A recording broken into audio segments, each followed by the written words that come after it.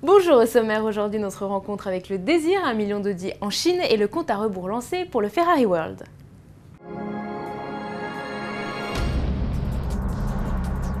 Ses formes généreuses, ses portes en élytre inversées et surtout sa couleur rouge incendiaire ont fait battre bien des cœurs. Sur le mondial de l'automobile, le concept Désir marque la nouvelle griffe esthétique de Renault avec l'arrivée du designer Laurens van der Acker. Et pour approcher d'un petit peu plus près cet objet de convoitise, nous sommes partis hier à sa rencontre sur le circuit de Mortefontaine en région parisienne.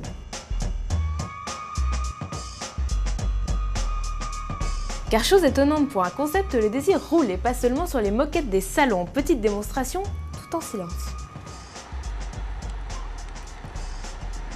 Renault réussit ici le mariage de lignes sportives et élégantes avec une motorisation électrique, d'où l'absence de bruit dans l'habitacle en dehors des craquements du châssis, une structure tubulaire en acier empruntée à la Mégane Trophy et surmontée d'une coque en Kevlar.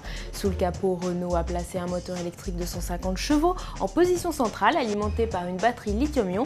Résultat, une expérience inédite au volant de la voiture. Elle a une ligne absolument magique, elle est très belle, elle a un intérieur vraiment qui est très recherché. On a vraiment l'impression d'être dans une voiture de course. Et on a très envie qu'elle ait un moteur très puissant pour pouvoir rouler à fond. Là justement, comme c'est un concept car, on roule lentement, mais on a déjà la sensation de l'électrique, c'est-à-dire pas de bruit. Et puis un univers quand même très futuriste.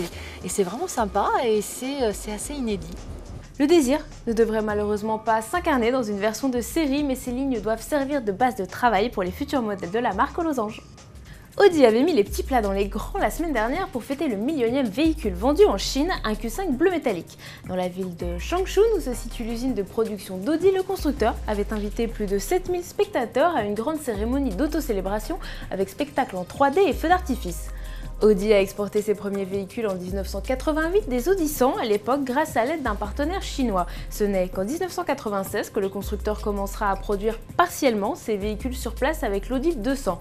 Aujourd'hui, l'usine de Changchun produit des A4L, des A6L et le Q5 avec 300 000 unités sorties l'année dernière des lignes de montage. Maintenant, à vos agendas, demain le Ferrari World ouvrira ses portes à Abu Dhabi près du circuit de la Yas Island et le premier parc d'attractions consacré au cheval cabré ne connaît que les superlatifs.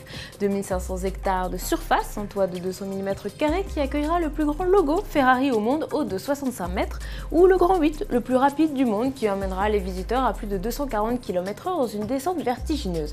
Alors pour entrer dans ce royaume italien en plein désert, il faudra débourser au minimum 43 € par adulte et 32 € par enfant.